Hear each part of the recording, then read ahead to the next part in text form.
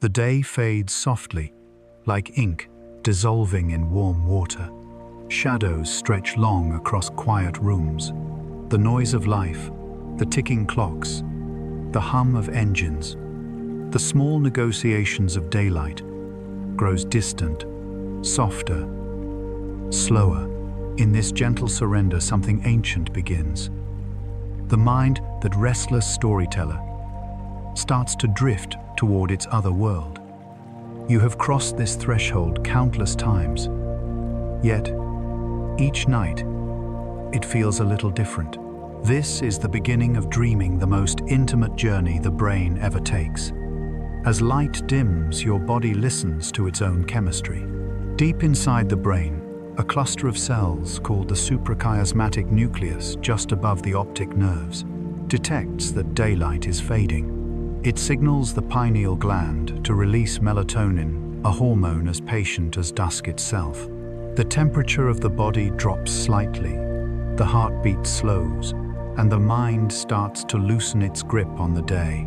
Alpha waves, once bright and active, give way to slower theta rhythms that ripple through the cortex, like waves receding from shore. You are not yet asleep, but not awake either. This is the hypnagogic state, a borderland between worlds. Here thoughts start to wander into pictures. You might see a door swinging open, a fragment of a song, a color that doesn't exist in daylight. They flicker and dissolve like early film reels, disconnected, poetic, strangely meaningful. The body may jolt suddenly, a hypnic jerk, as muscles release their final tension and the nervous system lets go. It is the mind's soft handshake with sleep, a reminder that consciousness is still listening, even as it drifts away. Meanwhile, beneath the surface, the architecture of sleep prepares its elegant sequence. There are 4 main stages repeating every 90 minutes, like a tide returning to shore. The first 2 are light, where we hover between awareness and oblivion. The third, called slow wave sleep, is the body's deepest restoration, when growth hormones rise and the immune system repairs itself. And finally comes the stage most woven with dreams, REM, or rapid eye movement sleep. Here the eyes dart beneath closed lids, tracing unseen landscapes. The brain's electrical activity surges to waking levels, and yet the body lies perfectly still, paralyzed by protective mechanisms that prevent us from acting out the stories our neurons are painting. If you could peer into the brain now using the quiet glow of an fMRI scanner, you'd see something astonishing. Neurons are firing in rhythmic bursts, particularly in areas linked to emotion and vision. The amygdala, which processes feeling, burns bright. The occipital cortex, which renders sight, hums with activity, even though no light touches the eyes. But the prefrontal cortex, the part responsible for logic and order, grows quiet. The critic, the planner, the one who narrates reason into everything, it falls asleep first. What remains is pure, unfiltered imagination. For millennia, humans have wondered why. Why do we dream? What purpose hides behind these nightly visions? Ancient Egyptians thought dreams were messages from the gods. The Greeks believed they were journeys of the soul, temporary separations of spirit from flesh. Freud later saw them as disguised wishes, coded symbols from the subconscious. And now, modern science, with its instruments and algorithms, peers into the same darkness and finds something no less profound. Dreaming may be the brain's way of remembering, healing, and rehearsing for life itself. Even as you sleep, your mind is not idle. It's at work in its own silent theater. During non-REM stages, memories are replayed and organized. The hippocampus, the seat of short-term memory, hands its stories to the neocortex, where they will be kept long-term. In REM sleep, those same memories are mixed with emotion, imagination, and abstraction, forming the raw material of creativity. This is why problems that seemed impossible at night sometimes feel lighter by morning. The brain has been at its workbench all along, building meaning from chaos. And yet there is more than repair happening here. Scientists have noticed that when animals dream, their brains simulate experiences: running, fighting, singing, flying. Birds in REM repeat the same neural patterns they use while learning songs. Rats replay mazes they explored hours before. It's as if the sleeping brain rehearses life to prepare for the next performance. Dreaming may be the evolutionary rehearsal of survival, the brain's nightly simulation, to keep instinct sharp and adaptable. Still, as you listen, you might feel something else.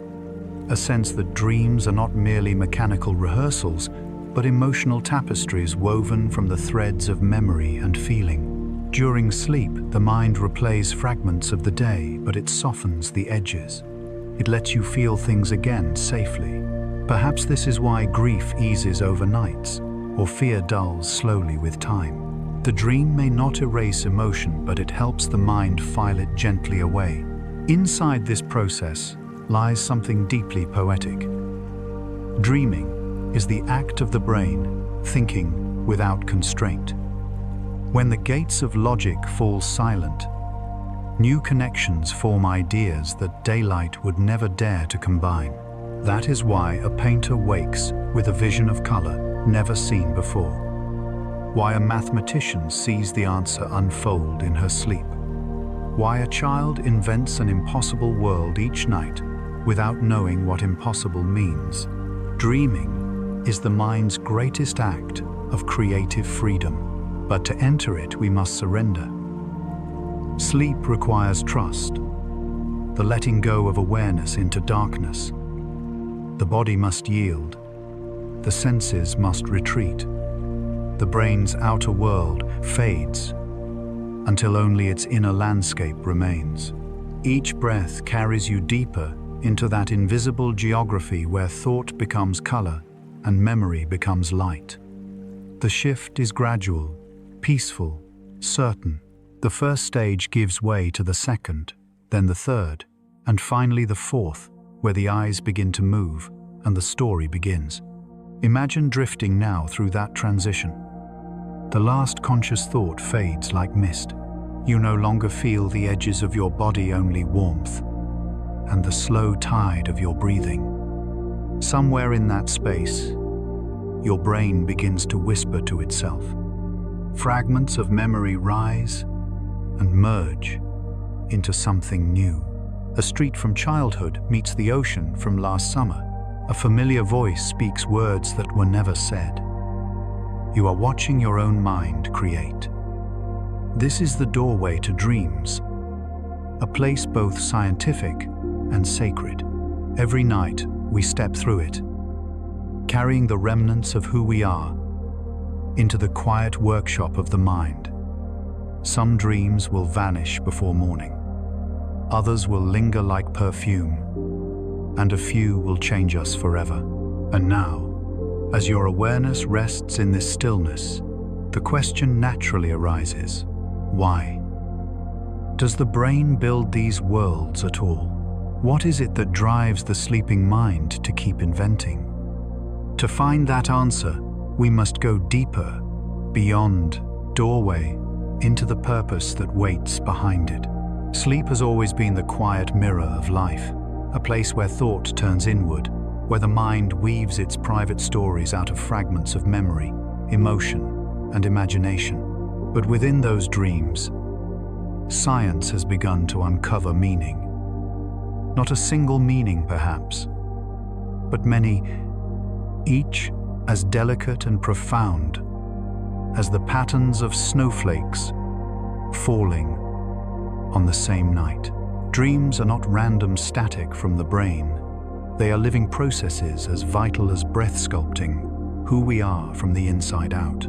When we fall asleep, the world outside fades, but the world inside brightens. The brain hums with activity.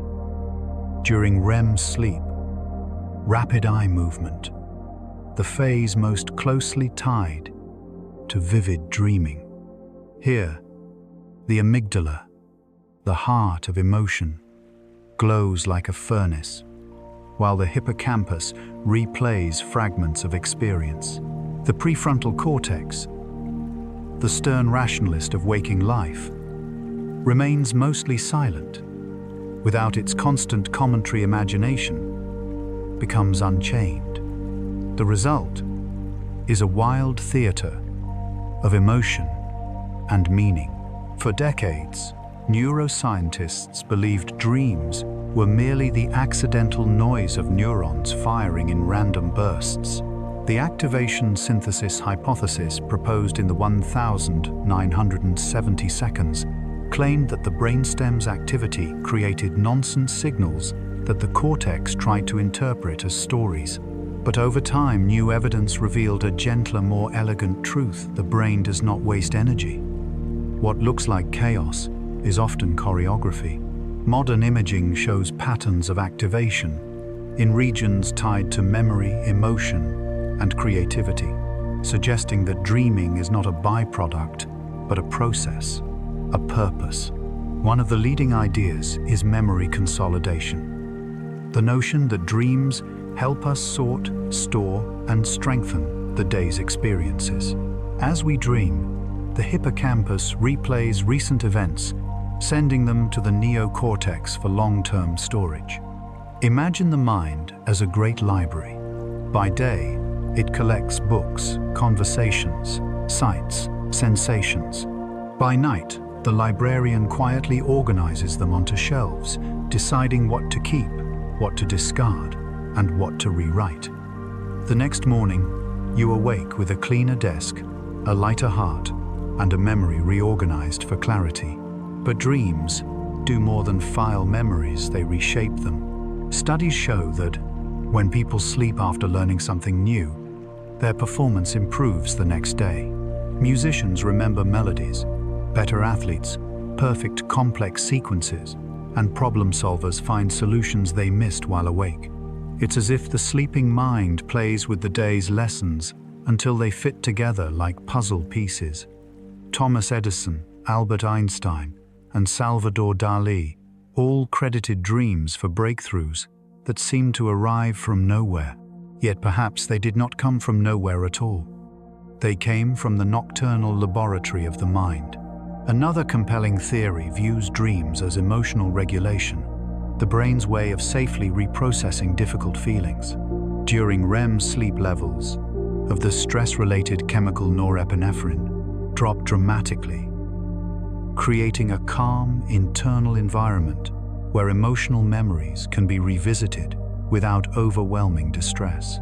In other words, the brain replays painful or frightening experiences while softening their sting. It's emotional therapy woven into biology. Night after night, the mind performs its quiet maintenance, helping you wake lighter than you fell asleep. Even animals seem to share this nightly rehearsal. Cats twitch and paw in their dreams, hunting invisible prey. Dolphins experience REM in alternating hemispheres of the brain, one side sleeping while the other watches for predators. Songbirds replay their songs during REM, the same patterns that echo through their waking hours. Across the tree of life, dreaming appears to be an ancient inheritance, perhaps one of nature's oldest tools for learning adaptation and emotional survival. Still, not all dreams heal. Some unsettle us, confronting us with confusion or fear. Yet even those darker dreams may serve a purpose.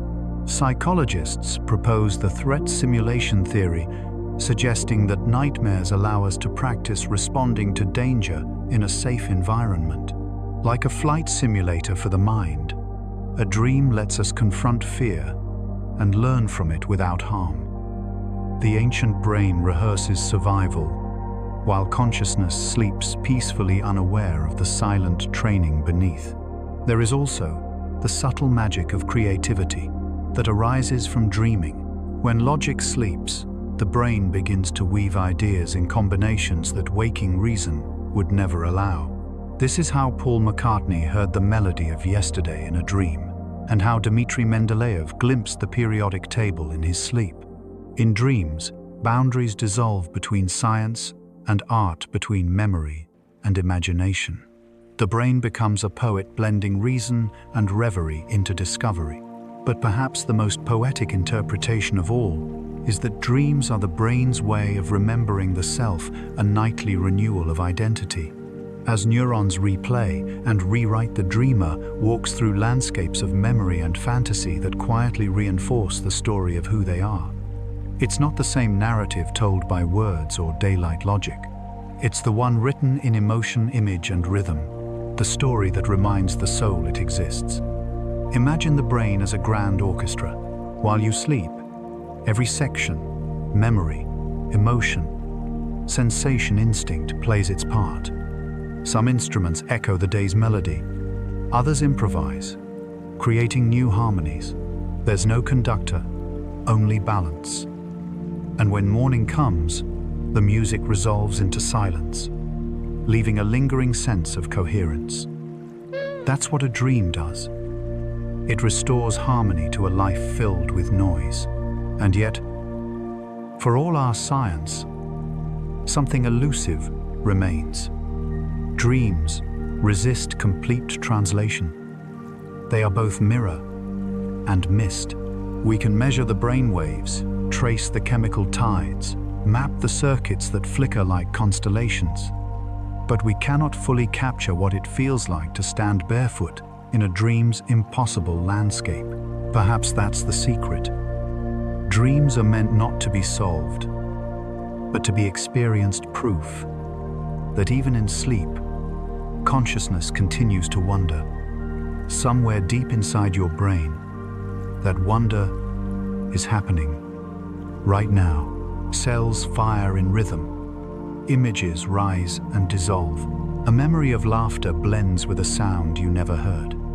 The story unfolds and you, its silent witness, float through it, carried by currents older than language. And as you drift within that private ocean of meaning, a new thought appears. What if, in some rare moment, the dreamer becomes aware? What if inside the dream, consciousness stirs again, awake within its own creation? In the stillness of night, when the mind is supposed to rest and surrender, something extraordinary sometimes happens. It awakens. Within the dream itself, awareness flickers back to life, a delicate spark that says, "I am here. I am dreaming." This is the quiet phenomenon known as lucid dreaming, and it reveals that consciousness is not confined to wakefulness. It can travel, observe, and even shape its own illusions. Lucid dreaming was once dismissed as fantasy, a poetic metaphor at best. But in recent decades, science has caught the dreamer in the act. Researchers have learned to communicate with people who are asleep yet aware inside their dreams. In sleep laboratories, volunteers lie beneath sensors that track their heart rate, brain waves, and eye movement. During REM sleep, the stage most rich with dreams, they signal to the outside world with specific eye patterns: left, right, left, a code rehearsed while awake. It's their way of saying, "I know I'm dreaming." In one such experiment at the Max Planck Institute for Human Development, dreamers were asked to perform simple mental tasks, counting, solving math problems while asleep. Astonishingly, their brain scans revealed corresponding activity in the motor and prefrontal regions, just as if they were awake. Even more remarkable, the timing of their responses matched the rhythm of waking thought. Conscious reasoning had slipped into the dream, merging two states of mind that once seemed mutually exclusive. To witness a lucid dreamer at work is to see a paradox made real: a sleeping body motionless, while an alert mind explores worlds that exist only within itself. Some describe it as floating, others as walking through a story, while knowing they are both the reader and the character. There is an almost spiritual balance between control and surrender, between participating in the dream and simply witnessing it unfold. Neuroscientists studying lucidity have identified unique patterns in the brain. The prefrontal cortex, usually dormant during REM sleep, briefly reactivates, allowing self-awareness to return. The parietal lobes, which help orient us in space, also light up, explaining why lucid dreamers often report a strong sense of physical presence inside the dream world. It's as if the brain momentarily rebuilds its sense of self within its own imagination, a hologram aware that it's made of light. For those who practice it intentionally, lucid dreaming can be learned. Techniques like reality testing wake back to bed, and mnemonic induction encourage the mind to question its surroundings even while awake. The more often you ask yourself, "Am I dreaming?" the more likely your brain is to pose the same question during sleep. When it does, awareness dawns softly like sunrise over a silent landscape.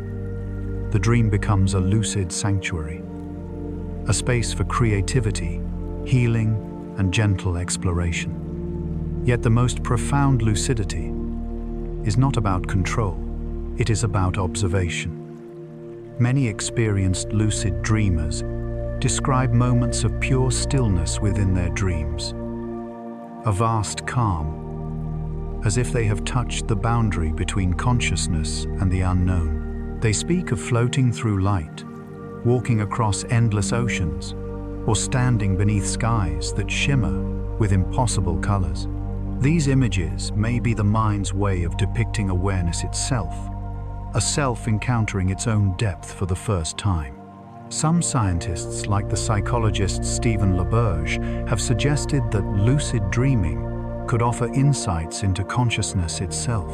If the brain can produce awareness in a state where sensory input is cut off, then consciousness may be less about the outside world and more about how the mind models its own reality.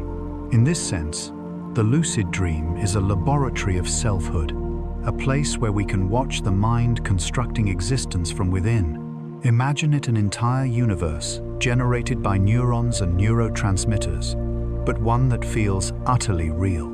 Every color, every sound, every gust of wind, or flicker of firelight. Inside a dream is the product of internal chemistry, a masterpiece painted by electrical storms. The boundary between imagination and experience blurs until they are one and the same. To the dreamer, that world is real. It carries the weight of existence, the shimmer of presence. Lucid dreams have even been used therapeutically.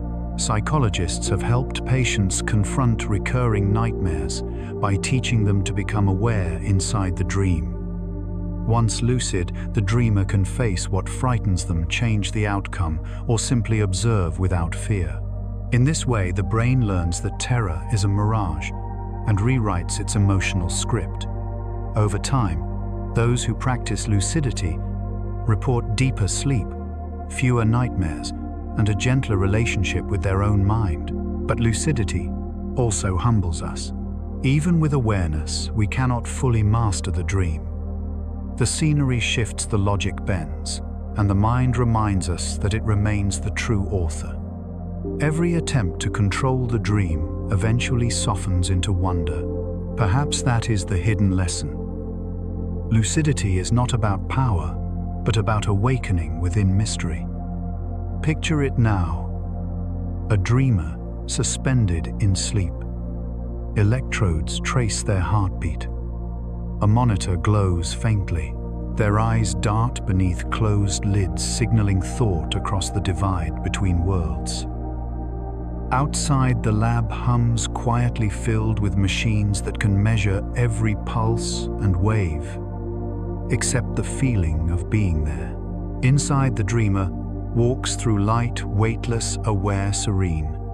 At that moment, science and poetry meet. The instruments detect electrical currents, but they cannot quantify awe. The data records awareness, but not meaning, yet both are real. In lucidity, we glimpse the possibility that consciousness is not bound by the waking state. It is a light that continues to glow even in the deepest dark. When the dreamer finally wakes, there is often a pause, a long breath before movement.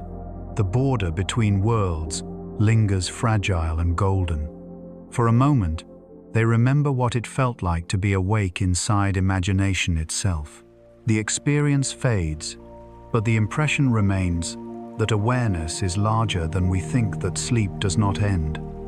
The story of consciousness, it continues it in another form. And as we return from this luminous intersection between science and soul, a new question emerges, like a ripple on water. If awareness can awaken within a dream, what does that say about the mind itself? What hidden machinery keeps these worlds spinning, even when we are lost within them? The camera of thought drifts inward, now past the veil of imagery through the quiet corridors of sleep itself. Here, within the stillness of the skull, an entire cosmos hums with electricity. The sleeping brain is far from silent. It is a city after midnight, its lights dimmed but not extinguished. Its avenues almost empty, yet its hidden factories working through the long night. Somewhere behind the sealed gates of awareness, the machinery of dreams is turning. The story of the dreaming brain begins in the pons, a small structure at the base of the brainstem. From this unassuming hub rise waves of neural fire, known as PGO waves, pons geniculate occipital bursts, that ripple upward through the nervous system, like distant thunder traveling through air. These electrical surges awaken the visual centers of the brain, painting images across the dark theater of the mind. The sleeper's eyes move beneath closed lids, tracing invisible horizons as if following the ghosts of light that no longer exist. Above this, the thalamus acts as a gatekeeper, regulating what information reaches consciousness. During sleep, it seals the borders, silencing sensory input from the outside world, so that the brain may focus entirely inward. Only faint echoes pass through a sound, a scent, a brush of warmth. And these fragments are absorbed, reshaped, and woven into dreams. The thalamus becomes a patient curator, filtering the physical world into poetry. Meanwhile, the limbic system, the brain's emotional core, roars to life. The amygdala flares with intensity, replaying memories charged with feeling. The hippocampus orchestrates the movement of recollections from short-term to long-term storage. Together, they transform the dream into an emotional echo of waking life. The fears, joys, and unresolved questions of the day drift upward into symbolism. The conscious mind may not understand it, but the sleeping brain does it, is sorting, healing, making sense through metaphor. If you were to observe a brain in REM sleep, it would look surprisingly alive. The electroencephalogram would show high-frequency waves almost indistinguishable from those of wakefulness. Blood flow increases in areas tied to perception, sensation, and emotion. Heart rate and breathing quicken, mimicking excitement, while the body remains still under the spell of rematonia, a paralysis that prevents the dreamer from acting out their imagined movements. It is as though nature has placed gentle restraints on the body so that the mind can wander freely without consequence. Within this dance of biology, neurotransmitters play their quiet symphony. Acetylcholine rises like dawn, stimulating the cortex and fueling vivid imagery. Meanwhile, serotonin and norepinephrine, the chemicals of focus and alertness, fall away. Their absence allows emotion to flood the stage unopposed. This is why dreams feel so immediate and colorful, yet so strange. They lack the cool supervision of logic. The mind becomes an artist painting without outline, using feeling as pigment. Yet amid this seeming chaos lies astonishing order. Modern imaging reveals that dreams are not random. During REM sleep, networks that govern vision and emotion light up in intricate synchrony. The default mode network, responsible for self-reflection and narrative thought, hums like a gentle current, constructing stories from fragments. Even when we are unaware, The brain insists on storytelling. It cannot help but shape chaos into meaning. This nocturnal narrative making might be one of evolution's finest achievements. It keeps the brain flexible. By recombining memories and emotions in novel ways, dreaming may strengthen creative thinking. It may also help simulate social scenarios, rehearsing conversation, empathy, and response. Some scientists believe that during sleep, the brain runs countless simulations of reality, tuning itself to the unpredictable rhythms of life. It practices being alive. Still, mystery lingers. Why do certain dreams return again and again? Why do some nights bring vivid clarity while others vanish like smoke? Part of the answer lies in the prefrontal cortex, the seat of logic and self-awareness. During REM, this region quiets almost completely, which explains why we accept impossible things without question. A man might walk through a wall or breathe underwater, and no alarm will sound in the dreamer's mind. The world simply rearranges itself to match the emotional truth of the moment. In dreams, physics yields to feeling. When lucidity arises, the prefrontal cortex stirs briefly, restoring just enough self-awareness for the dreamer to realize this is not real. Yet even then, control is limited. The brain allows awareness but not authority. The dream remains a collaboration, not a conquest. Beyond these cognitive mechanics lies a quieter marvel: how seamlessly the brain translates the abstract into imagery. A thought like fear of loss might appear as a storm pulling away the shore. Joy might manifest as light breaking through water. The brain speaks in metaphors because it evolved long before language. Each neuron's pulse is a brushstroke, each electrical burst a note in the soundtrack of emotion. As morning approaches, REM cycles lengthen and intensify. Dreams grow richer, layered, more elaborate. The final dream before waking often carries a sense of conclusion, as if the mind knows it must soon return to daylight. Some cultures once believed these final dreams held prophecy.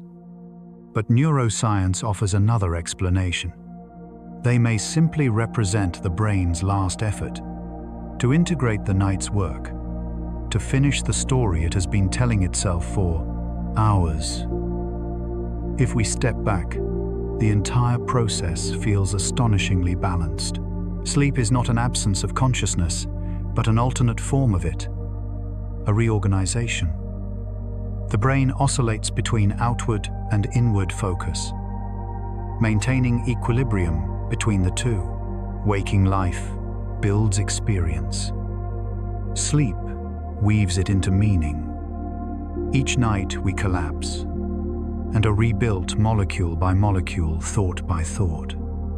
Even the silence of deep, non-REM sleep, the dreamless stage, is essential. Here, brainwaves slow into delta patterns, vast and rolling like ocean swells. Synapses rest and reset. Waste products, including beta amyloid, are cleared by the glymphatic system, a network that flushes the brain like a hidden tide. Without this, nightly cleansing toxins would accumulate, memory would falter, and confusion would cloud the mind. So the brain cleans itself with every slumber, preparing the stage for the next act of dreaming. This dual rhythm, repair and imagination, is the essence of sleep. During non-REM, the body and brain restore their foundations. During REM, consciousness explores. Together, they form a loop of renewal. In one part, cells mend. In the other, identity heals. The machinery is mechanical, yes, but its result feels profoundly human. Consider for a moment how much of life happens here unseen. A third of your existence unfolds in sleep. Entire lifetimes of emotion, creativity, and memory are shaped while you lie still. The thoughts that guide your days, The hopes, fears, inspirations, all pass nightly through this invisible workshop. Every insight born of rest is a product of this hidden factory beneath the skull. Imagine drifting through it now. A luminous network, pulsing like a coral reef in the dark. Neurons flash and fade in waves of blue and gold. The rhythm of REM flickers like lightning behind closed eyes. Each pattern of light is a thought rehearsing itself into permanence.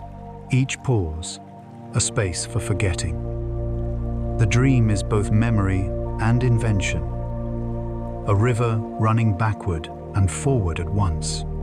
The deeper we explore the brain, the more we see that it is not a machine, but a garden. Its circuits are alive, responsive, delicate. They grow, prune, and rewire with every dream. This is neuroplasticity, the mind's ability to change itself. Every night, the architecture of thought is rewritten in microscopic adjustments. The brain dreams itself into being again and again, each time slightly new. And perhaps that is why dreams feel so fleeting. They are not meant to be held. They are the echoes of a living process, as transient as breath. The brain does not record them for us. It lives them, then lets them go. To wake is to leave the theater, just as the last note fades, carrying only a faint melody that haunts the day. But for all this understanding, mystery remains. The more precisely we map the pathways of neurons, the less we can explain why it feels the way it does. Science can tell us what fires when and how, but not why certain dreams move us to tears or linger for years. Perhaps the answer lies beyond biology, in the ineffable way that consciousness experiences itself. If the brain is a city at night, then consciousness is its light. The faint golden glow that fills every street, but has no single source. It illuminates every shadow yet belongs nowhere. Dreams may be the purest expression of that light awareness, untethered from the world, wandering its own reflection. So as we watch the sleeping brain from the inside, we begin to realize something profound. Dreaming is not an escape from life. It is a continuation of it. The same patterns that govern waking thought play out here, only softer, slower, unbounded by the constraints of physics or expectation. The mind in its wisdom gives itself a world where it can rest and yet remain alive. And in this luminous machinery, we find not cold computation, but poetry. Every neuron flickering is a verse, every circuit, a rhythm, every cycle of sleep, a stanza in the endless poem of being. Even in its deepest slumber, the human brain is never completely cut off from the world around it. It continues to listen, to sense, to translate the faint murmur of the environment into whispers that echo across its inner stage. Sleep is not a closing of the senses, it is their transformation. What was once direct becomes dreamlike. What was once external becomes symbolic. The world outside continues to hum softly, and the mind, half closed and inward, begins to weave those sounds and sensations into its secret stories. Imagine lying in a quiet room, the window cracked open to the rhythm of falling rain. A car passes at a distance. The faint smell of wet pavement drifts through the air. To the waking mind, these details are simply background noise. But to the sleeping brain, they are brushstrokes in a painting. That whisper of rain might become the sound of ocean waves in a dream. That drifting scent might bloom into a field of flowers. The mind is always translating, always turning reality into metaphor. Scientists have long wondered how much the sleeping brain perceives. Modern research shows that even during REM sleep, the most inward of all states, the sensory gates, never fully close. The thalamus, which filters sensory input, remains partially active, allowing certain stimuli to slip through, but it does not pass them on as they are. It distorts them, repurposes them, fits them into whatever dream the brain happens to be telling. A sound, a touch, a scent. Each becomes a line of dialogue in the brain's nightly play. The effect can be subtle. A faint alarm might be heard as church bells. The warmth of a blanket might become sunlight. A partner's voice, distant through sleep, might appear as a character speaking in the dream. The dream does not imitate the world, it absorbs it. In one study, researchers played soft tones during REM and found that participants often dreamed of music or voices. The sleeping mind takes what it senses and turns it into emotion, imagery, and narrative. Smell, too, enters this theater quietly but powerfully. In 2008, a team of neuroscientists in Germany exposed sleeping volunteers to pleasant and unpleasant odors, roses, and rotten eggs. While recording their brainwaves, the results were striking. Those who smelled roses tended to dream peacefully. Those exposed to the foul scent reported darker, more negative dreams. The scent itself never appeared directly in the dream. It was the emotion it evoked that shaped the story. The brain transformed aroma into feeling, and feeling into imagery. It's as if the senses become instruments, and the dreaming brain, the composer, drawing from their tones to create an internal symphony. Even gentle touches can alter the dream's texture. A light breeze across the skin might become the wind in a forest. The shifting of a bedsheet might turn into the feeling of swimming through water. The dream world borrows from the waking one, transforming each stimulus into a language only the subconscious can speak. And yet this communication flows both ways. The body also responds to what the dream creates. The brain sends subtle commands to muscles, heart, and lungs, echoes of imagined actions. During a vivid dream of running, the heart may beat faster. During one of fear, the breath may quicken. Even though the pons paralyzes most large muscle groups during REM, small autonomic reactions still leak through. The body listens to the dream, just as the dream listens to the body. Sometimes this dialogue turns theatrical. A sharp sound in the room may enter the dream, as a thunderclap startling the dreamer into partial awakening. A flickering light might become lightning, or a camera flash. The mind bends reality to fit its narrative, trying to make sense of sudden interruptions. This blending of outer and inner worlds is what gives dreams their uncanny realism. How they can feel both deeply personal and strangely universal. The night's communication does not end there. Even the name of the sleeper holds power. Studies show that if someone speaks your name while you sleep, your brain still recognizes it. In experiments, researchers monitored participants' brain activity while calling their names amid background noise. The temporal and parietal lobes associated with auditory processing responded distinctly to their own name, more than to any other word. It's as though identity itself remains alert, guarding the gates of perception. There's beauty in this vigilance. While consciousness drifts into shadow, a small part of the mind remains awake, an ancient sentinel, ensuring safety.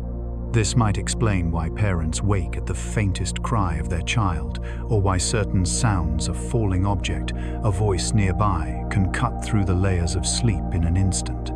The mind may be dreaming, but its first duty to protect never fully rests.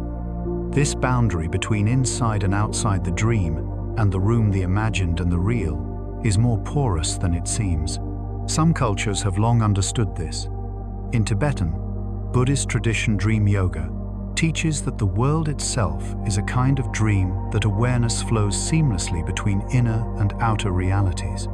Modern neuroscience echoes that insight, showing that perception and imagination activate overlapping regions of the brain. To the mind, whether a sound comes from the world or from memory, makes little difference. Both are woven from the same threads of neural light. As the night deepens, this blending grows more fluid. The boundary dissolves. The sleeper's world becomes a shimmering membrane of sensory echoes and internal emotion, perfectly balanced between creation and reception. A gust of wind outside might ripple the curtains, and somewhere within the dream, a door might open onto a field of stars. Even when sleep grows heavy, the world's pulse continues. The earth hums faintly, a symphony of frequencies too low to hear. Trees shift in the wind. Distant waves strike the shore. The sleeper, unaware, remains part of that rhythm, synchronized to its heartbeat. This is perhaps the most profound truth of the dreaming brain. It does not isolate itself from nature, it converses with it. Dreaming is the night's way of listening. When morning approaches, the sensory channels begin to reopen. Light seeps through the eyelids. The first sounds of dawn arrive, the whisper of birds, the low hum of distant engines. These small stimuli pull the dreamer toward waking. The dream itself begins to adapt, to unravel. Sometimes it incorporates the intrusion. A bird's call becomes a flute. Sunlight becomes divine radiance, until reality asserts itself fully and the world of night dissolves into day. But for a moment, just before waking, both worlds overlap.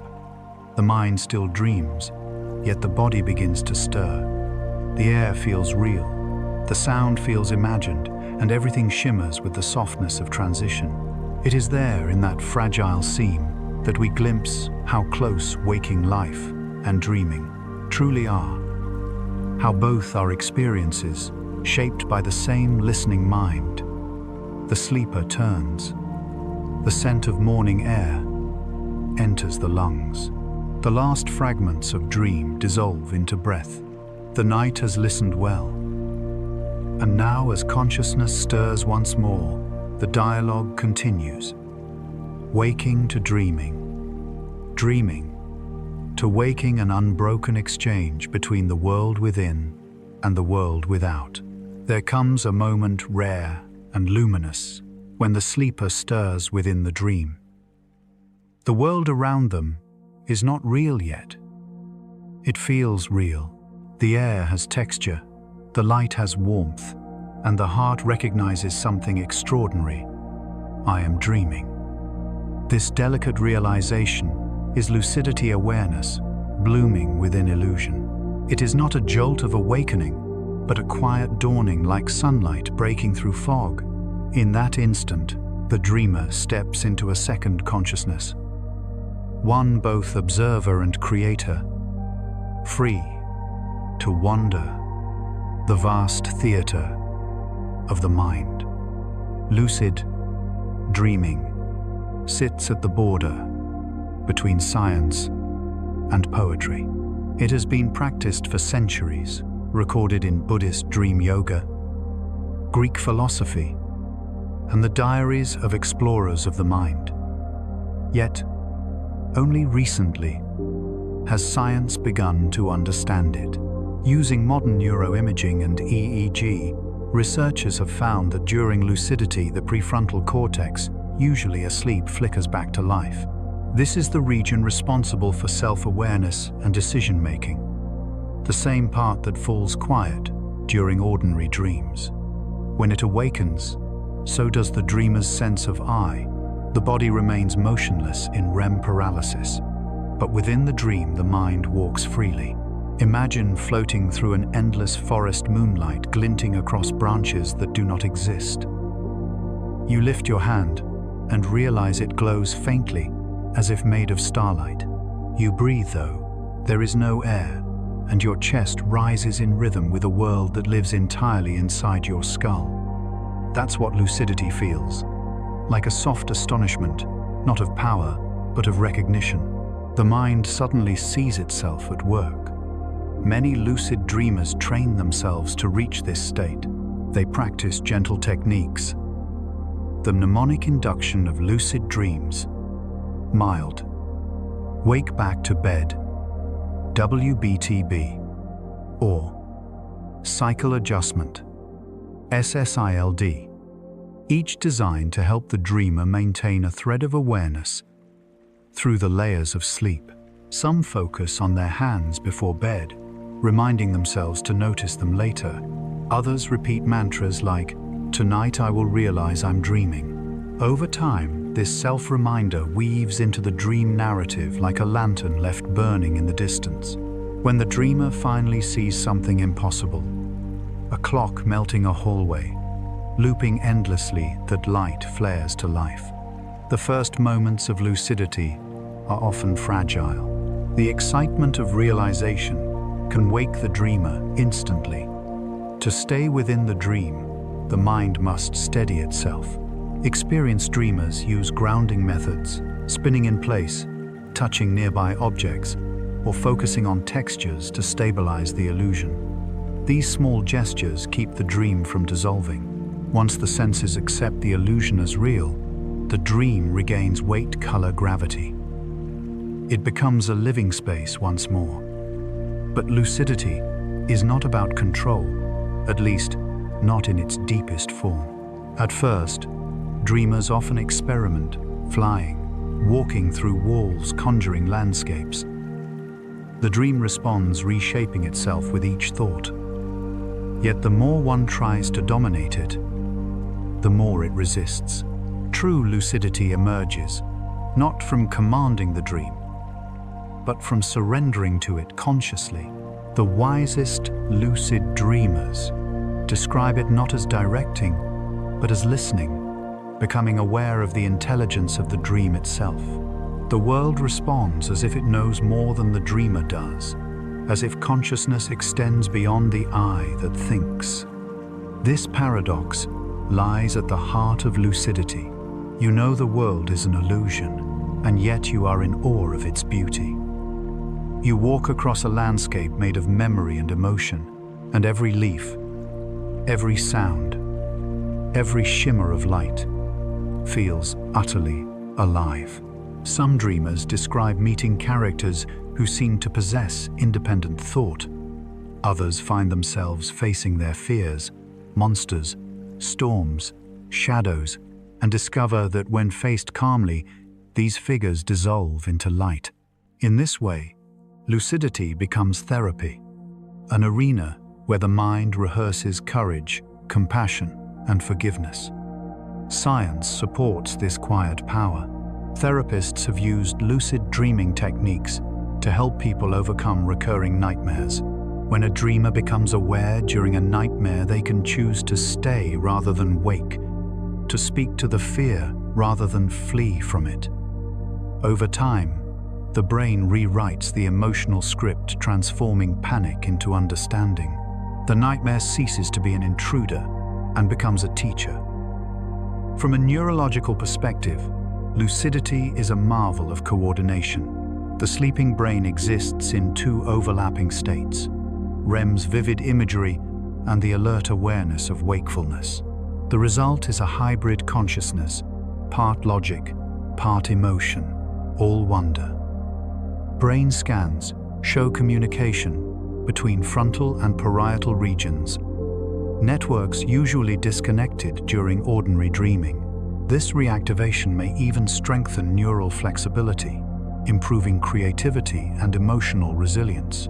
There are those who seek to push this state further, experimenting with supplements like galantamine, a compound that enhances acetylcholine activity and intensifies REM. While studies show it can increase lucidity, it is not without caution. The point of lucid dreaming is not to manipulate biology, but to understand it, to approach the sleeping mind with reverence, not interference. The dream world is delicate, like mist. It asks for patience, not conquest. Beyond technique and experiment, lucidity raises deeper questions about consciousness itself. If the mind can become aware while dreaming, then awareness is not tied to the external world. It is an internal flame capable of lighting its own space. Perhaps that is why lucid dreams feel spiritual. To so many, they reveal that the universe we experience, even when awake, is built from perception, thought, and meaning. Reality is a construct of consciousness, and lucidity lets us glimpse the machinery assembling it in real time. Imagine standing on the edge of a vast field within a dream. You feel the wind, though it is made of neurons firing in rhythm. You smell the grass, though no molecule of it exists. You lift your hands and see light moving through them, 1,000 tiny suns pulsing in your fingertips. The realization is profound. You are walking inside the architecture of your own mind. Every hill, every sound, every face is you expressed in form and motion. It is not fantasy. It is a direct encounter with the creative power of thought itself. And then, something deeper happens. Many lucid dreamers speak of a moment beyond imagery, a shift from story to stillness. They report entering spaces of pure light or sound or even nothingness at all. Awareness remains, but the dream dissolves. There are no characters, no setting, only presence. It is as though the mind steps beyond, dreaming into the essence of consciousness itself. Some call it the lucid void. Others simply describe it as peace. Science cannot measure this state, not fully. EEG readings show calm coherence, balanced waves flowing through the brain like tides.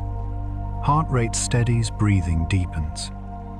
The body lies utterly at rest while the mind drifts through infinity.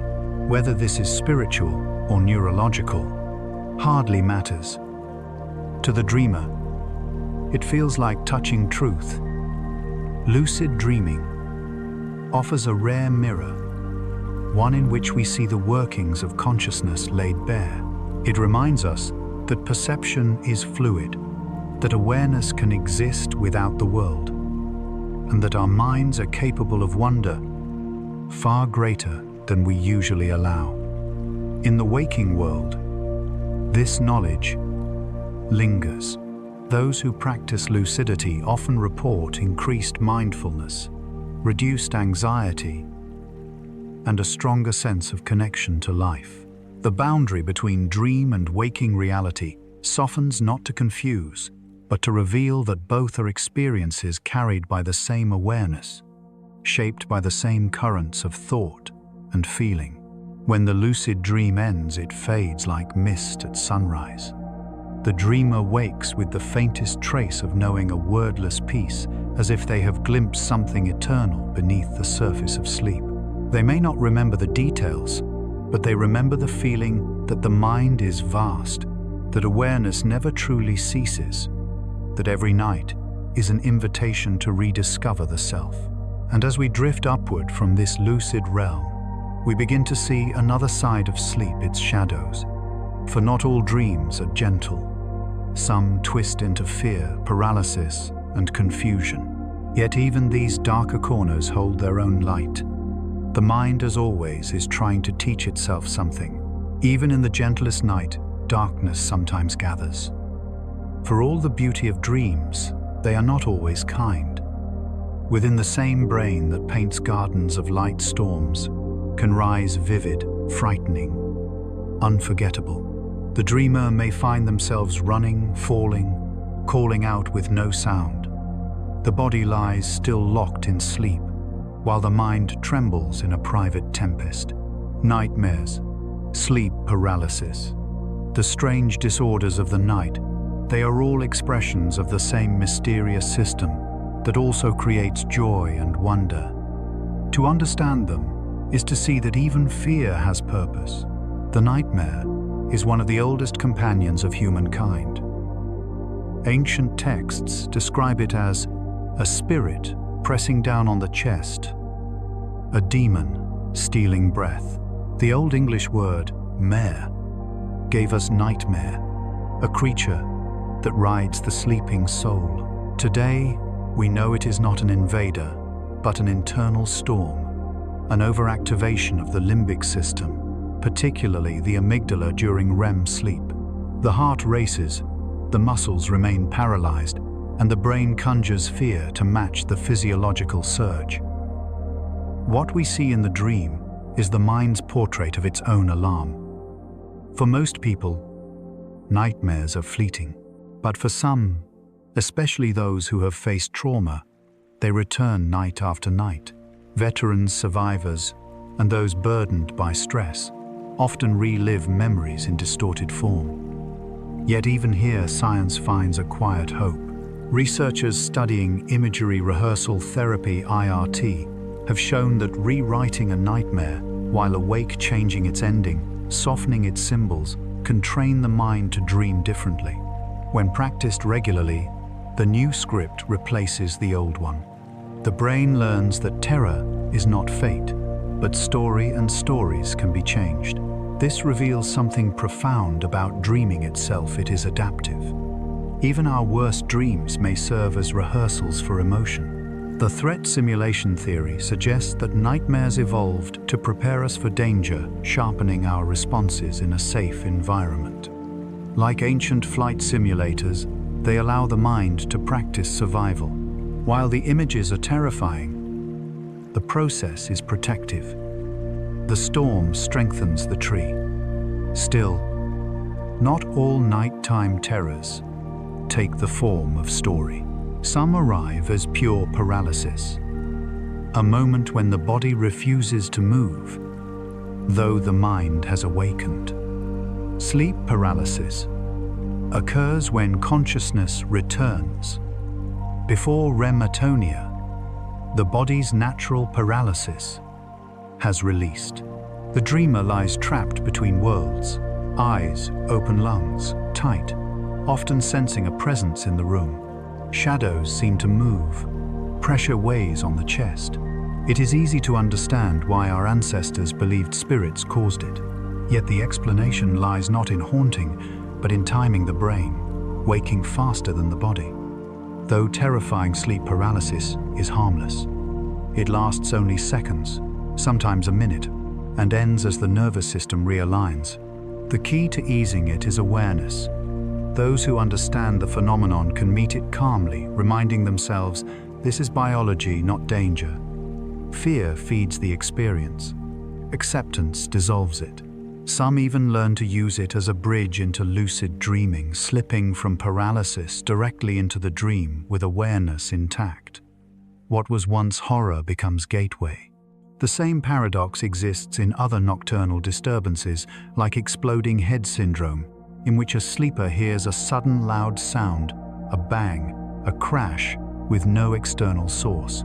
It is a glitch in the transition between wake and sleep, a misfire of the auditory system, harmless, fleeting yet proof of how the mind's boundaries blur in darkness.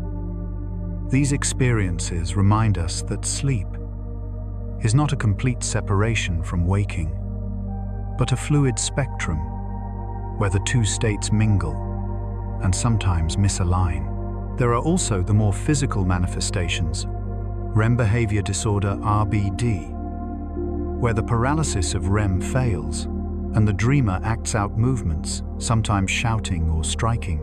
Though rare, it offers insight into how tightly coordinated the system usually is. The brain must balance complete immersion with complete stillness. When that balance slips, the body reveals the intensity of its inner theater. Treatment and understanding restore the equilibrium, allowing the mind to dream safely again. Beyond physiology, the emotional language of nightmares remains powerful. Darkness in dreams often reflects what the waking self avoids.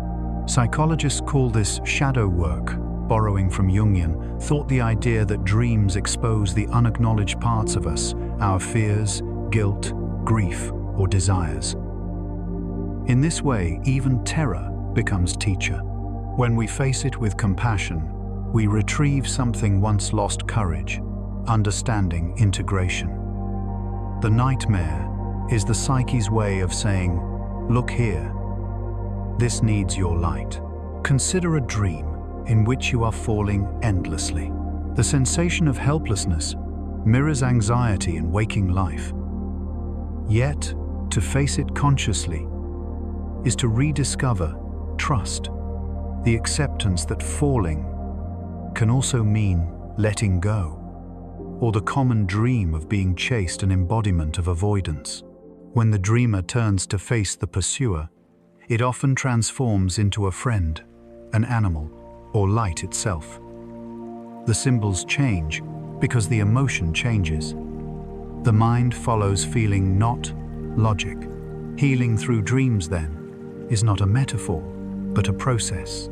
Studies have shown that those who process nightmares with mindfulness or therapy often experience reduced anxiety and improved sleep quality. Some cultures formalize this as ritual, recounting dreams at dawn, burning herbs, or painting what was seen. By giving the darkness form, they bring it into light. Science, too, is learning to listen in the same way, using dream reports to understand emotional regulation and resilience. Yet perhaps the most essential truth is this: the mind creates fear not to harm itself, but to heal. Every frightening image, every cry in the night, is a signal rising from deep circuitry asking to be acknowledged. Even in terror, the brain is practicing balance, releasing pressure, integrating stress, teaching itself calm through contrast. To dream is to risk vulnerability. We lie defenseless, unconscious, open to anything the imagination can conjure. And yet each morning we rise whole. The brain does its work, guiding us through storms. We scarcely remember leaving behind, only fragments, a shadow, a feeling, a single word. The healing has already happened. Picture, if you will, a sleeping person after a nightmare. The muscles soften again, the breathing steadies. The dream fades, leaving faint tremors of adrenaline that soon dissolve. Outside, the night remains calm. The storm has passed. The sleeper is safe, cradled in rhythm, rocked by the same heartbeat that steadied their ancestors through countless generations of dark.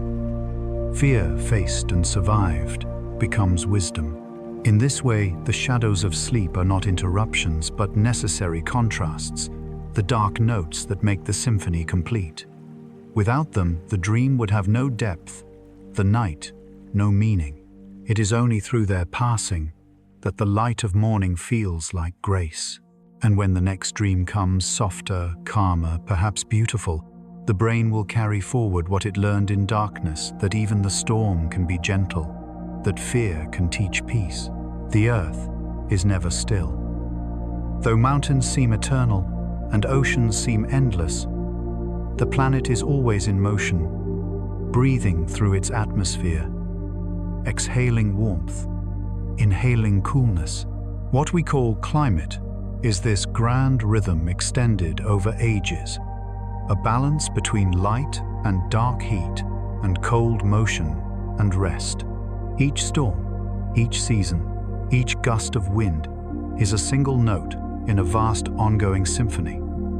The Earth's conversation with the Sunday. To understand climate is to understand time. Weather moves quickly, changing by the hour or the day. Climate moves slowly, measured in centuries, in patterns that shape the very face of continents. Over millennia, the tilt of Earth's axis and the shape of its orbit around the Sun have changed, subtly altering how sunlight falls across the globe. These cycles, known as Milankovitch cycles, breathe long rhythms into the planet. Ice ages, advancing and retreating forests, expanding and shrinking, oceans rising and falling in quiet response. The atmosphere is the delicate mediator of this balance. Composed mostly of nitrogen and oxygen, it also holds trace gases, carbon dioxide, methane, water vapor, that trap a portion of the sun's warmth. Without this natural greenhouse effect, Earth would be far too cold for life. But when this balance shifts, when too much heat is held within the rhythm, quickens, and the system trembles. A few parts per million of carbon dioxide can change entire patterns of wind, rainfall, and ocean current. It is a reminder of how finely tuned our world truly is. Throughout history, Earth has endured immense changes. Volcanic eruptions have darkened skies for years, cooling the planet by blocking sunlight. Massive meteor impacts have altered climates overnight, scattering dust that dimmed the sun and reshaped ecosystems. Yet always, the atmosphere healed, adjusting over time, seeking equilibrium once more. The air remembers. It carries not only today's weather, but the memory of eons written in ice, in rock, in the quiet chemistry of clouds.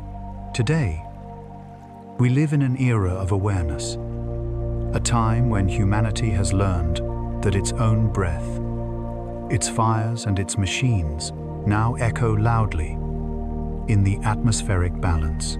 Each molecule of carbon released joins the great cycle lingering for centuries, warming the air and the oceans, shifting winds and currents. The climate, though vast, is not distant. It is the air we breathe, the rhythm we live, within the soft skin of the planet that responds to every motion, every choice. Yet the story of climate is not only one of fragility, it is one of resilience. The Earth has a remarkable ability to heal itself, to absorb, to adapt. Forests draw carbon from the air and turn it into life. Oceans act as vast lungs, taking in carbon dioxide and releasing oxygen. The soil beneath our feet is alive with microorganisms that store carbon, filter water, and sustain growth. The balance remains possible because life and air are intertwined, each sustaining the other in an endless cycle of renewal. In the great scale of time, climate has guided the evolution of life. The shape of a leaf, the curve of a bird's wing, the migration of whales, all are written by air and temperature, by the invisible hand of weather, sustained across centuries. Life and atmosphere are not separate stories, they are one. The breath that fills our lungs is the same air that passed through ancient forests, oceans, and creatures long vanished. Each exhale joins the air that will one day nurture another being. When we speak of balance, we speak not only of temperature or wind, but of connection. Every living thing contributes to this equilibrium, every leaf absorbing light, every drop of water rising and falling, every gust of wind completing the circle. The atmosphere is not just a system. It is a community of forces, a living collaboration between sunlight and sea stone and sky. Scientists study this balance with instruments that reach from the ocean floor to orbiting satellites. They measure temperature, pressure, albedo, and energy flux, watching how even the smallest changes ripple across the globe. Their findings remind us that the Earth's climate is not a static machine, but a breathing organism, sensitive, responsive, and alive. When viewed from space, our world glows faintly blue, wrapped in its thin veil of air. To the human eye, it seems serene, timeless. But within that calm shimmer lies constant motion, billions of air molecules colliding, scattering, light warming, cooling and moving life from one moment to the next. Climate is this movement made eternal, the pattern of patterns, the harmony of all change. And perhaps that is the greatest truth of all, that the Earth's atmosphere, though fragile, is not a thing apart from us. We are part of its breath. Every sigh, every word, every fire, every tree, all of it feeds back into the same great circle. When we protect the air, we protect the rhythm that sustains us. As the sun sets on another day, its warmth sinking into ocean and stone, the planet releases that energy back into space. The balance holds. Tomorrow the air will warm again. The winds will rise and clouds will drift across the sky, continuing the endless dance. The atmosphere's song has no beginning and no end. Only variation, only rhythm, only the quiet continuity of breath. And in that breath, patient, endless alive, the planet remembers itself, time. It is the one current that carries everything, stars, rivers, and thoughts alike. Yet it remains invisible, untouchable, always slipping through the fingers of understanding. For most of our lives, we experience it as steady and absolute, ticking rhythmically like a heartbeat. But in truth, time is a fabric, woven from motion and perception, stretched by gravity, folded by velocity, and reshaped by memory.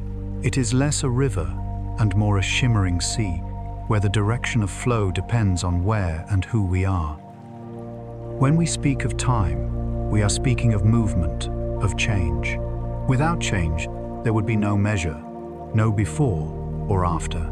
The earth spins, the moon pulls at tides, stars age and collapse. These motions are the rhythm by which the cosmos counts its days. Yet even here, relativity whispers a deeper truth. There is no universal clock. Time bends with gravity and speed. Einstein's theory showed that the faster one moves, the slower their clock runs. That near massive objects like stars or black holes, time itself stretches thin.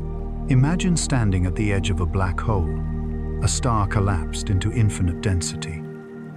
To an outside observer, you would appear frozen, your last moment, suspended forever on the brink. But from your own perspective, time would rush onward, swift and unbroken, until the universe outside seemed to accelerate into infinity. Each point of view is true. Time does not flow. It unfolds differently for every traveler. The cosmos is not a single ticking clock, but a vast symphony of individual tempos all coexisting. This relativity is not limited to stars and scientists. It exists within us too. Our minds are time travelers in their own right. Memory allows us to move backward. Imagination carries us forward. We spend most of our waking hours somewhere between the two, drifting through the invisible corridors of mental time travel. In this sense, every thought is a journey through space-time. Each recollection, a ripple sent from one moment to another. The hippocampus, our brain's navigator, is the vessel that sails these waters.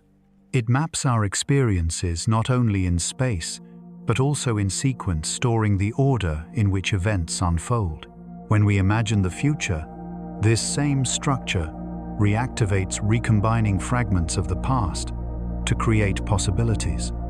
The mind rehearses tomorrow, using the clay of yesterday. It is as if consciousness itself evolved to edit time.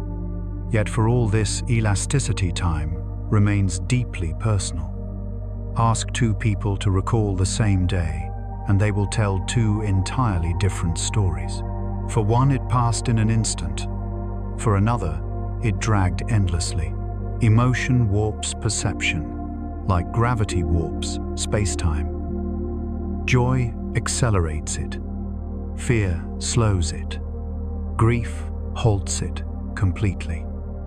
The clock on the wall never changes pace, but the clock inside the mind is forever in flux. Scientists call this the subjective experience of time, and it is as mysterious as it is universal. The neurotransmitter dopamine, often associated with reward and pleasure, also plays a crucial role in how we perceive duration. When dopamine levels are high, time seems to fly. When low, it lingers. This is why moments of awe, a sunset, a symphony, a lover's gaze, feel both eternal and fleeting. The brain stretches time to make room for beauty. And then there are dreams, the purest time machines of all. Within their world, hours can pass in seconds.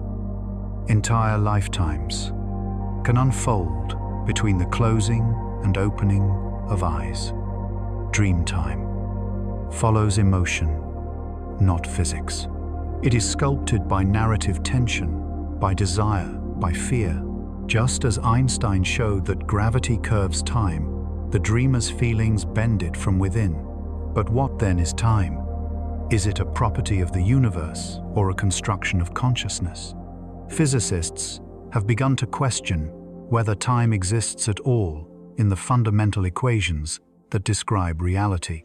The Wheeler-DeWitt equation, a cornerstone of quantum gravity, contains no time variable. In that mathematical universe, everything simply is a static landscape where past, present, and future coexist. Change in this view is not fundamental, but emergent, a mirage arising when consciousness moves through the timeless whole. If this is true, then time is not the stage on which we live, but the story we tell as we move through existence.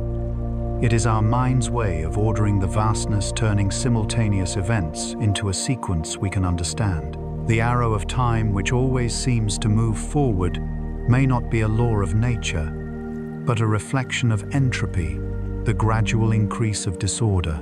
As systems lose energy and structure, they give us the illusion of direction. Yesterday's order decays into today's chaos. The universe cools, and we call that motion forward.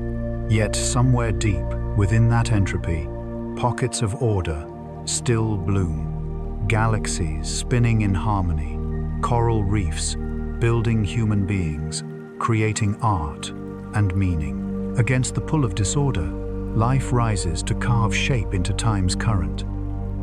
We are the universe briefly organizing itself to understand its own passing. Our experience of time's passage then may be the most intimate expression of the cosmos reflecting on itself.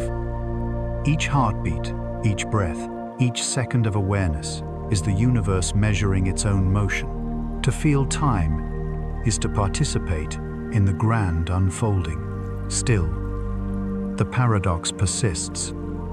How can time be both illusion and reality? The answer may lie in perspective.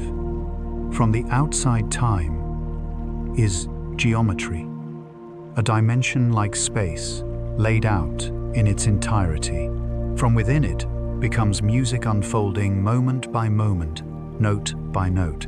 Just as a song already exists on the sheet, yet only becomes alive when played, so too, the universe already contains all of its moments, waiting for consciousness to move through them. We are not watching time, we are performing it.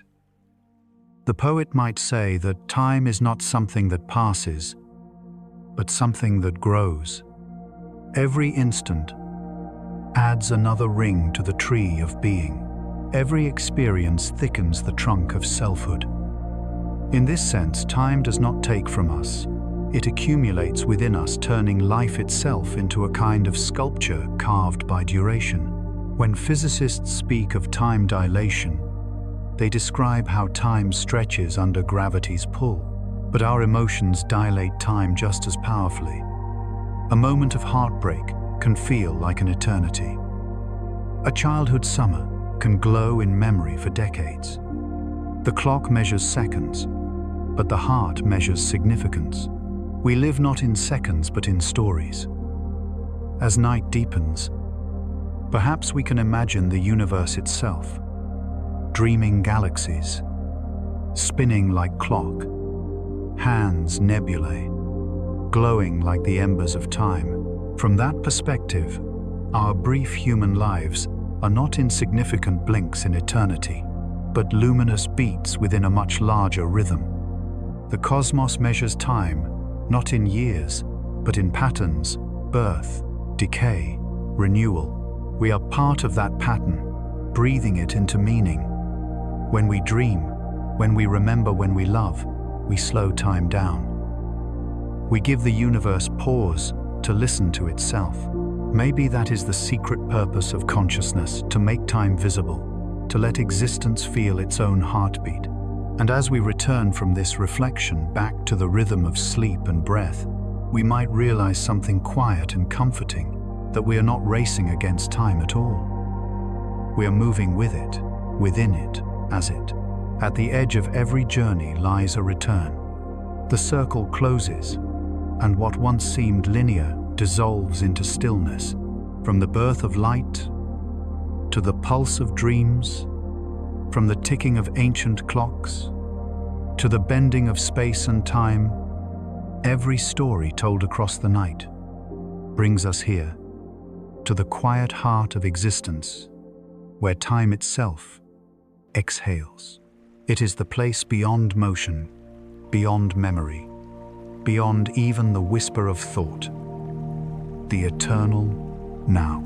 If we could step outside of time, if we could see all of existence at once, the universe would not appear as a line, but as a vast and luminous tapestry.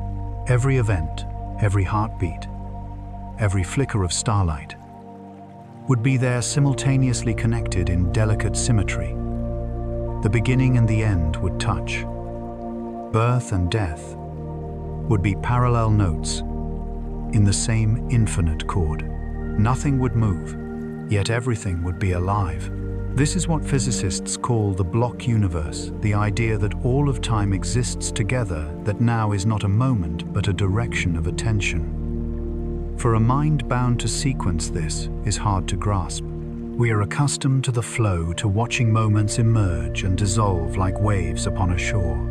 But in the deeper view, the shore and the waves are one. The ocean of existence is complete in every instant.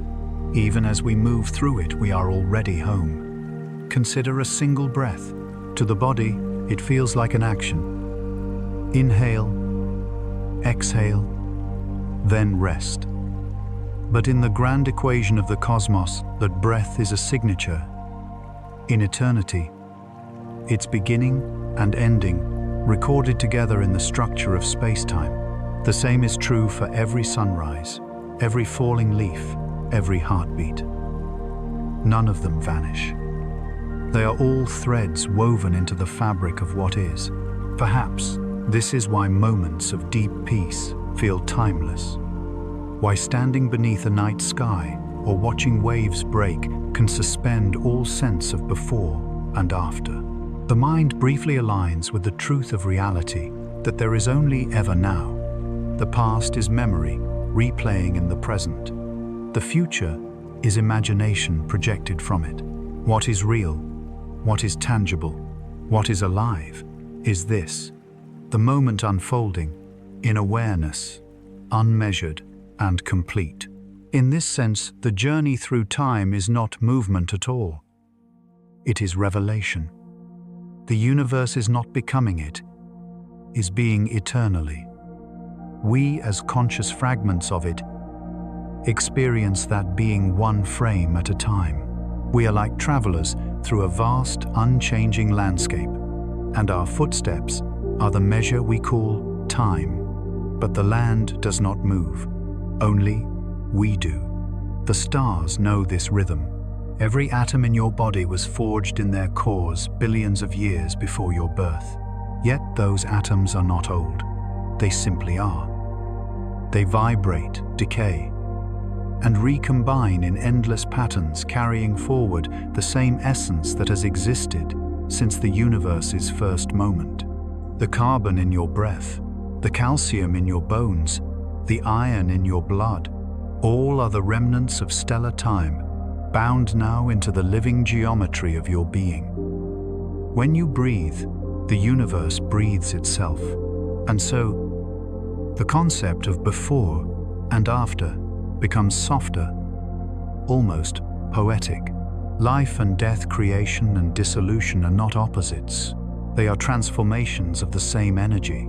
Just as a wave rises and falls, but the ocean remains, so too do we emerge and fade within a timeless sea. In physics, energy cannot be created or destroyed. It can only change form. The same law holds true for consciousness, not in a supernatural sense, but as an echo of nature's continuity.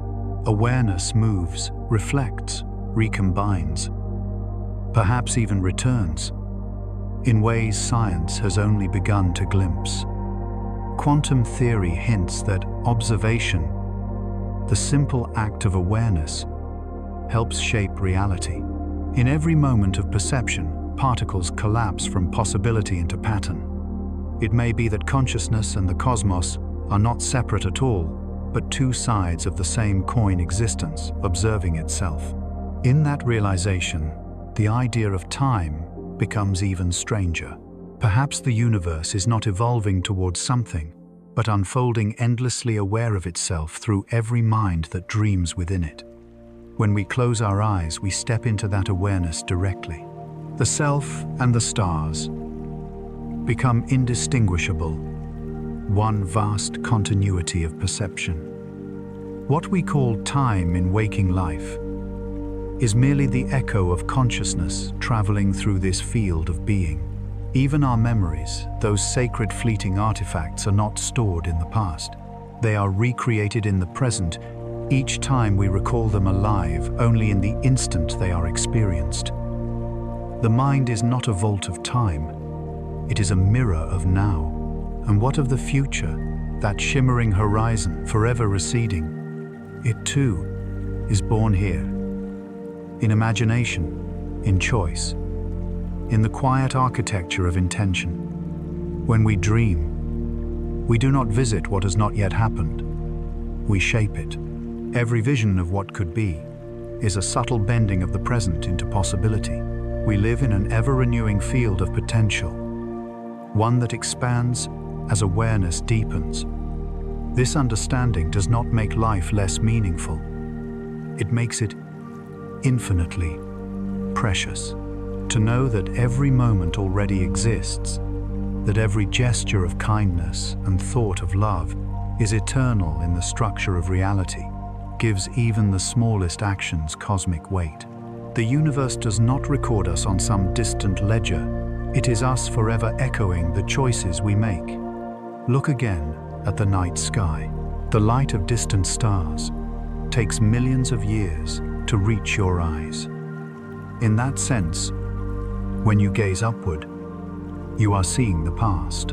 But in the deeper sense, you are also part of that light. For the photons striking your retina now are the same energy that will one day become something else. Warmth, growth, the spark of a new thought. Time loops upon itself, endlessly renewing. Nothing is ever lost. There is a serenity in this truth. If every moment is eternal, then even the painful ones are not mistakes but patterns in a larger harmony. Just as dissonance gives music depth, sorrow gives existence contrast.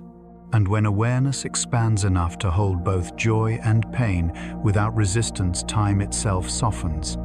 The flow becomes stillness, and the stillness becomes peace.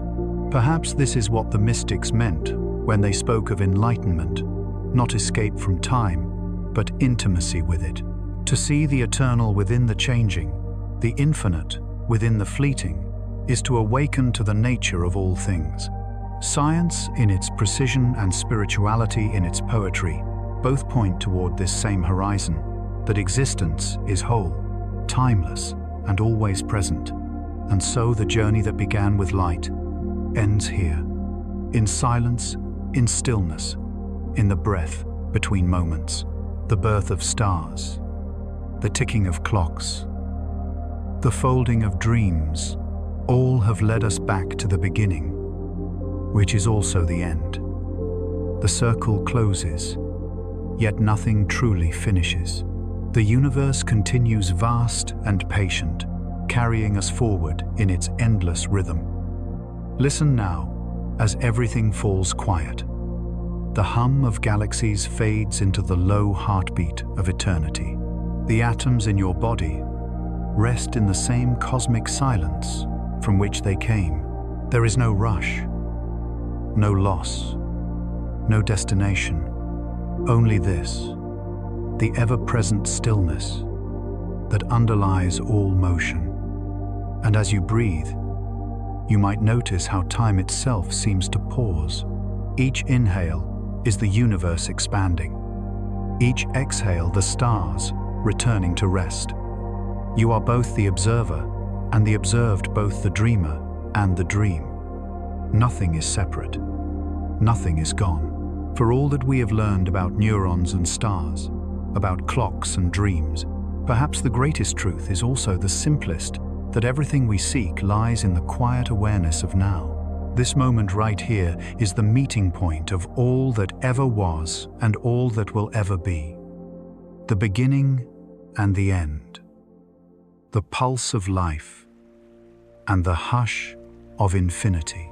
And now, as the universe drifts back into silence, may your mind rest in the calm between stars.